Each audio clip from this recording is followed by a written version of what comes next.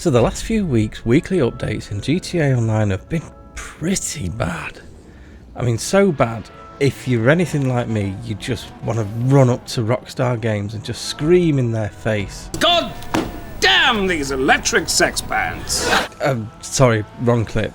You want to scream this. F*** you! What are you shouting at me Because for? you, right, you had the world on a string, yeah? But you couldn't hold it together, so you f***ed it up. Listen, you was away. No, 'cause I was in All prison. Right, you was away and I had to make do I was with in what I prison. had. You had everything, mate. You had it I all. didn't have you, are did I? unbelievable. Reggie. No, it's all right. Honestly, I got this. It's fine. Yeah, he's got this, thank you very much. He's a big boy. We're talking about earning a living. You know, we're talking about being gangsters, right? Which is what we are. So you can just f*** off. And this week's no different. And that brings me on to this, the Anis Hardy. Based on the Nissan Laurel, so, sorry, but like 0 out of 10 for that pun. Look, this is genuinely quite an interesting and unique and cool car. And it is because it opens up a whole new game mode to you, one that you've probably been ignoring for the same reasons that I've been ignoring it. And that's all unlocked through the customization. So as you see, so far, it's all pretty good, typical tuner spec. But then, that is a taxi livery. And that means that you can use this car for taxi work. So for the first time, you can actually do taxi work in something worth driving. Before, yes, there are customizable cars, there are a handful of cars, but let's be honest, they're all slow and they're all pretty much dull. Whereas this, far from it. So, let's have a look at what your drive home from the airport would look like if I was a taxi driver. And that's why I like this car. So I've got the lap running in the background as well, so I'll give you the lap time. The car itself is okay in standard trim. The handling was a bit weird. The modifications absolutely sort this out. There are some ridiculous modifications as well. You can go really over the top with this thing. But what I love about it is the fact that it actually makes taxi work worth doing. Now, not from a pay perspective, it doesn't make taxi work pay any better. You can't do them so quickly that it's actually worth grinding. Definitely not. But what it does do, it makes it enjoyable, because other than this, your options are, you can use the standard taxi, which falls to pieces after about 3 fares, if you're lucky. Or you can use something like the Eudora or the classic Broadway or the arena taxi, which they're just all a bit dull and a bit slow. And let's be honest, if I were driving a taxi, this is what it would look like. Now, from what I understand, it's actually intended to look like the Japanese taxi livery. So I did a bit of Googling, and it seems that the taxis over there are fairly random in colours. They either seem to be white, brown, no, not white, brown. They either seem to be white, green, or red and blue. So I've gone for red and blue. But either way, this is the coolest thing you can pick people up in. And I did, genuinely have a good sesh. I had quite a fun half an hour doing taxi work. I tried taxi work when it was launched. I think I got 2 or 3 fares in before I was just like this. Bored,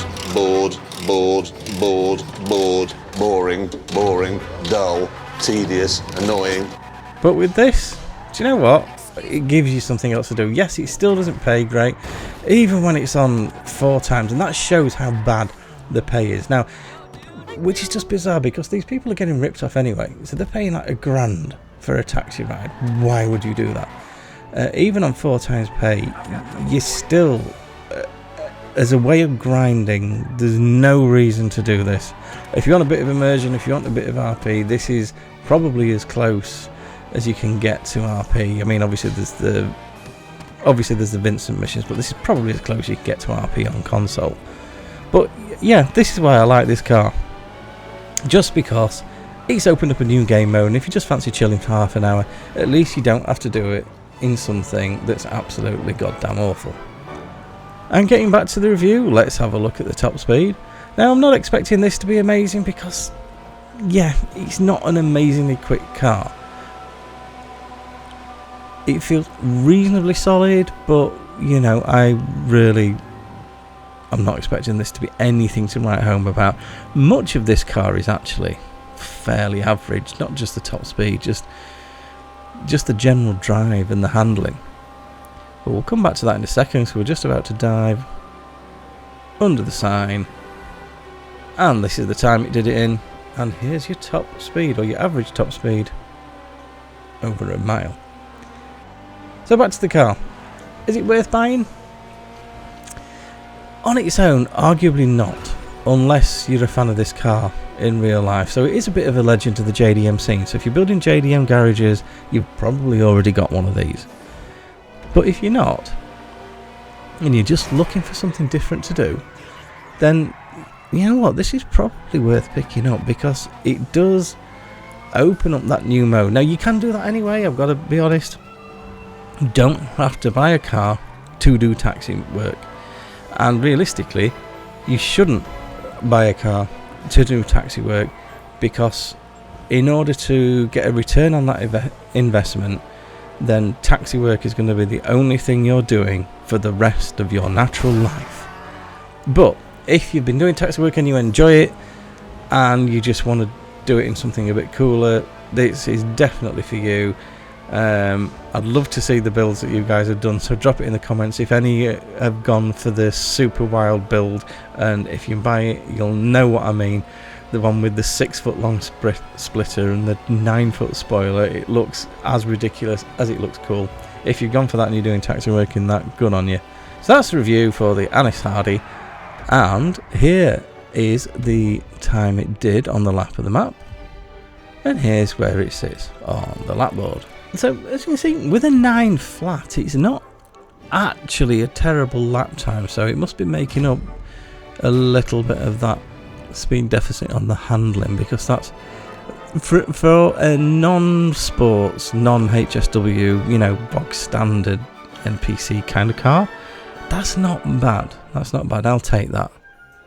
And Rockstar, if you're in listening mode and you're wanting to give us more taxis, then, you know, just saying, you've already given us the Merc.